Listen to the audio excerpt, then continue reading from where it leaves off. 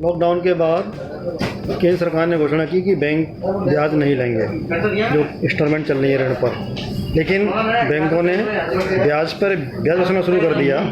इसके खिलाफ आगरा के समाजसेवी और सामाजिक कार्यकर्ता श्री गजेंद्र शर्मा जी ने कोर्ट में याचिका दाखिल की, सुप्रीम कोर्ट तक गए, हार नहीं मानी और वो अपने पक्ष में, उपभोक्ताओं के पक्ष में आदेश सुप्रीम कोर्ट से करा कर लाए। जानते हैं उनसे क्या मामला है, क्या आदेश क्या है। गजेंद्र जी, क्या आपने आदेश कराया है, अभी क्या प्रकरण था, शुरुआत से बताइए ज़रा। मेरा तो ये था कि जब शुरुआत हुई तो मैंने ये देखा कि अमन में 20 करोड़ से ज़्यादा लोग इससे प्रभावित हैं और लोग परेशान थे, क्योंकि कोई किसी को यही नहीं पता था हुआ क्या है।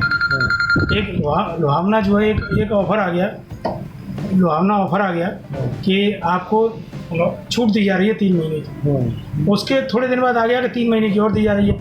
लोग बड़े खुश हुए। देखिए जिस समय हमारे पास रोटी खाने की ना हो तो बड़ी बुरी स्थिति होती है हमारी, तो उससे हमें कुछ भी सहारा मिल जाए, उसमें सब्जी भी मिलती है, वो भी हमें बड़ी अच्छी लगती है। कुछ से तो कुछ भला वो कहते हैं, लेकिन एकदम लोगों को ये मिला कि 3 महीने की किस्त जो हमें माफ़ हो रही है, लेकिन लोग बड़े आराम से बैठे हुए थे। फिर किसी व्यक्ति ने पूछा कि चलो बैंक चलते हैं, पूछ के आते हैं। तो बैंक जब गए तो पता लगा कि हमने ब्याज तो देनी है, लेकिन ब्याज के ऊपर ब्याज देनी है। ये हमें आज तक नहीं पता लगा। अगर नियमित जमाने की तो नियमित जमाने की तो यदि आपने जो छूट लेते हैं तो जो कहा कि ये छूट आ गई है, ये छूट लेंगे तो आपकी ब्याज तो हो गई आपको, लेकिन उसमें ब्याज और देनी पड़ेगी। तो हमने तो जब हम छोटे थे तो हमारे पिताजी या हम देखते थे कि साहूकार जो है ब्याज पे ब्याज लेते हैं, सरकारी सेक्टर तो कहीं ब्याज पे ब्याज का कहीं कोई कॉलम नहीं था। आज ये पता लगा कि बैंकें भी सरकार ब्याज पे ब्याज लेती हैं। ये पहली बार हमें एहसास हुआ। ठीक है। तो हमने कहा मैंने कि ये तो अन्याय है सरासर, और अन्याय के खिलाफ बोलने के लिए हमने कहा मैंने कि हम बहुत छोटे व्यक्ति हैं, हम कैसे पहुँचेंगे और हमारी आवाज़ कैसे जाएंगी। तो हमें पता लगा कि सुप्रीम कोर्ट का दरवाज़ा खटखटा जाए, क्योंकि बड़ा सेंट्रल का मामला है तो हाई कोर्ट से तो कोई फ़ायदा नहीं है। जब हम सेंट्रल गवर्नमेंट सुप्रीम कोर्ट गए तो वहाँ पता लगा कि यहाँ तो बहुत सारी याचिकाएं निरस्त की जा चुकी हैं इसी मैटर में। अच्छा। बहुत सारी याचिकाएं हैं। तो हमने कहा मैंने क्या किया जाए, तो हमने कहा कि मैंने कि देखिए कि जो कोरोना जैसी महामारी आज तक नहीं हुई, विश्वव्यापी महामारी है, और महामारी आगे भी भगवान से प्रार्थना करते हैं कभी ना हो। लेकिन इस बीमारी के लिए हमें जो लगा कि इलाज क्या किया जाए, तो इस बीमारी के इससे बचने का एक ही तरीका है कि सुप्रीम कोर्ट हमें इसमें कुछ राहत दिलवाए बैंकों से। लेकिन सुप्रीम कोर्ट इस बात के लिए तैयार नहीं था कि आरबीआई के खिलाफ हम कहीं भी कार्रवाई के लिए तैयार हैं।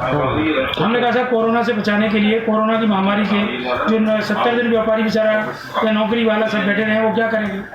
तो उन्होंने तुरंत कहा कि उस पर कार्रवाई की, और कार्रवाई भी बड़ी उचित तरीके से की गई। और उन्होंने आरबीआई और सेंट्रल गवर्नमेंट दोनों को बताया कि आपने जो घोषणा की है उस पर तत्काल प्रभाव से आप ब्याज माफ़ करें। लोगों को ये लगा कि ब्याज माफ़, हमने ब्याज माफ़ के लिए नहीं कहा, हमने ये कहा जो ब्याज पे ब्याज है वो हम चाहते हैं, पहले भी चाहते थे, आज भी चाहते हैं। ब्याज पे ब्याज का कोई मुद्दा नहीं है, ब्याज पे ब्याज कोई नहीं दे सकता। बैंकें जब ऐसा करेंगी तो हम उन्हें ये जो शोषण जो साहूकार कर रहे हैं वो क्या करेंगे। कोर्ट में सरकार की ओर से क्या पक्ष रखा गया? सरकारी ओर से रखा गया बैंकों की स्थिति बहुत खराब हो जाएगी यदि हम इस ब्याज पे ब्याज को माफ़ करते हैं। अच्छा। तो हमारी स्थिति इतनी खराब हो जाएगी, बैंकें चलने लायक नहीं रहेंगी। तो हमने कहा कि बैंकें क्यों हो जाएंगी, इसीलिए नहीं हो सकती कि मात्र बैंकों के अनुसार, मैं नहीं कह रहा 10% लोगों ने ये सुविधा ली है। आप ये समझिए 10% में क्या बैंकों की स्थिति खराब हो जाएगी।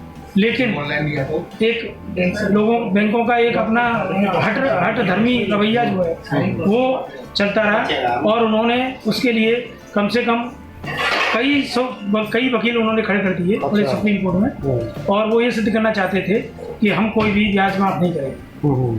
लेकिन मैंने ये महसूस किया कि कोई अदृश्य शक्ति भी होती है जो कि उस समय खड़ी थी, और वो न्याय की मूर्ति जो हमारे सामने थी या जो हमारा न्याय करने वाली थी, और वो इस बात के लिए प्रतिज्ञाबद्ध थी कि न्याय जरूर देंगे।